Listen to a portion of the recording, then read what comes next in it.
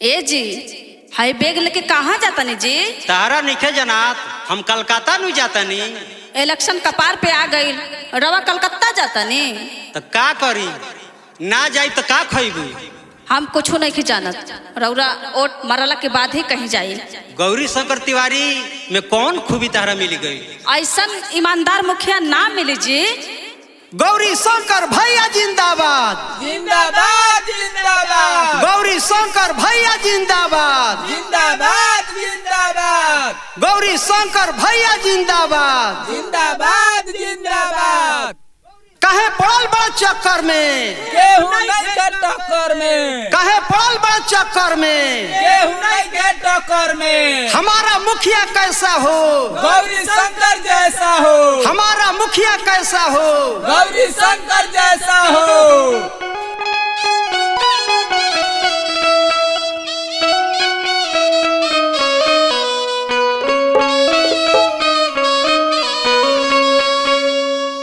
सब लोग कहेला मन में जपेला हमें बड़ा दिलदार भैया गौरी शंकर सबके।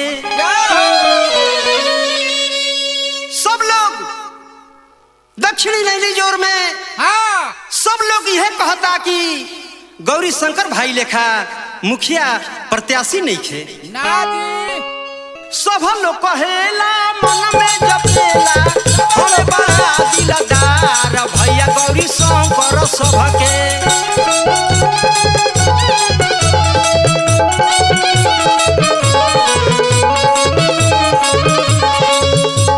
सपना करी है सकार भैया गौरी शंकर सबके।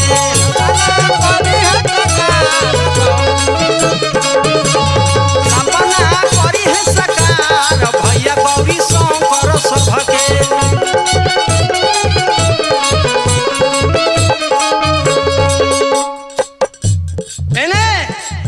पूरा पंचायत के लोग गौरी शंकर तिवारी के माला जपता। ऐसा प्रत्याशी खोजला लगला ना मिली बिना पद के सेवा करेले। ऐसा प्रत्याशी जब गंवा देबो तो फिर 5 बरिस पछताए के पड़ जाई। सोचो जानी एने मोने यही में भलाई बा।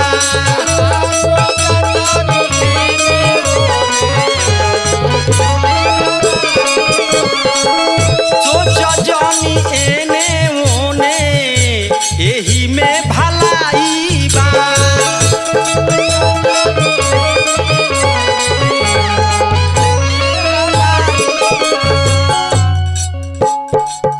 केहू इनका लेखा नहीं अब मिल पाई हो।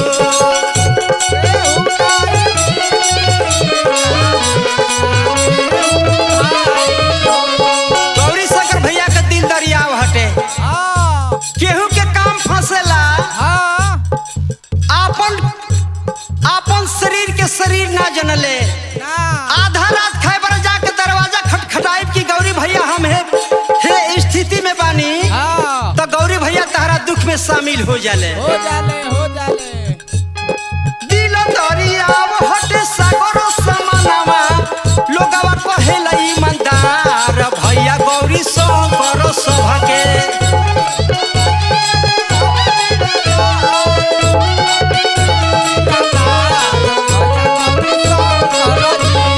सपना करी है सकार भैया गौरी शंकर सबके।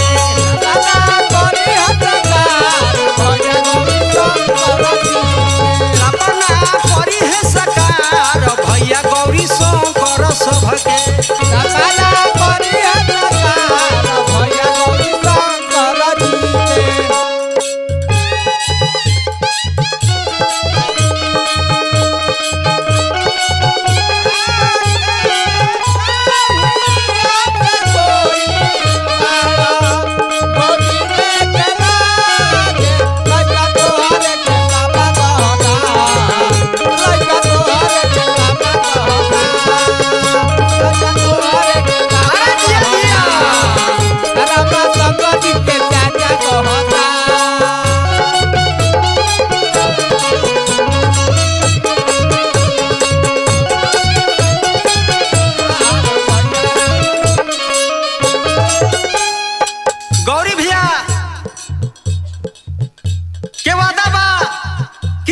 काम सब हम पूरा कर दे।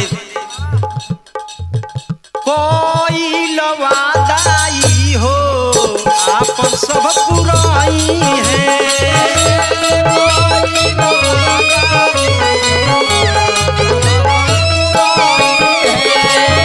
कोई लवादाई हो आपन सब पुराई है।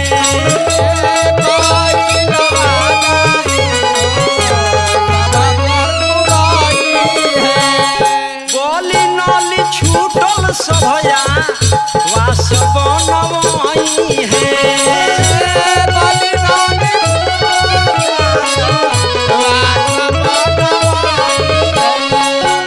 गोली नाली छूटल सभया वास बनवाई है।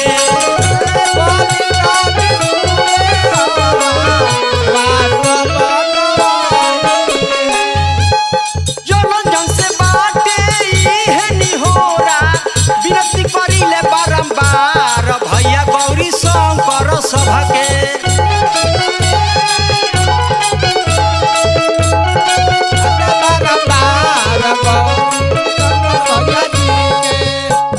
सपना करी है सकार भैया गौरी शंकर सभके।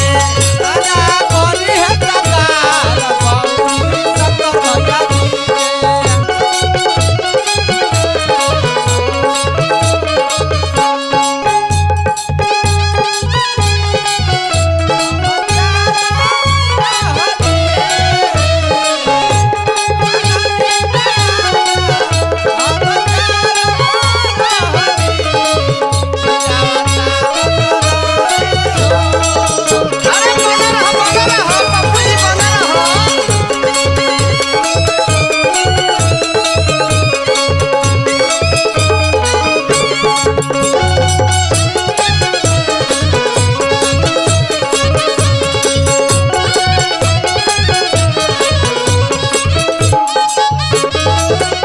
भैया प्रत्याशी तो अनगिनत बाड़े, प्रत्याशी अनगिनत बाड़े, लेकिन गौरी शंकर भैया के जोड़ा नहीं खे। अब के यदि पछता जीब तो 5 बरिस बातन बैठ के रोवे के पड़ जाई। अब की मुखिया यदि गौरी शंकर भैया नइखन बनत तो ई समझ लिया जे दक्षिणी नैरी जोर के भाग्य बातन दुर्भाग्य में बदल जाई।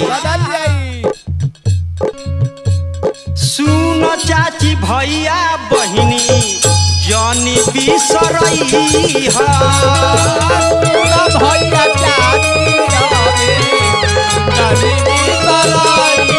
सुनो चाची भैया बहिनी जानी बिसरई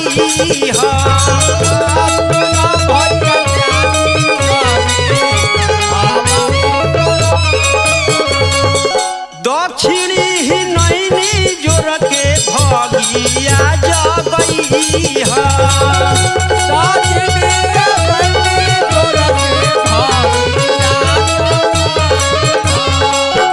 दक्षिणी ही नैनी जोर के भगिया जगई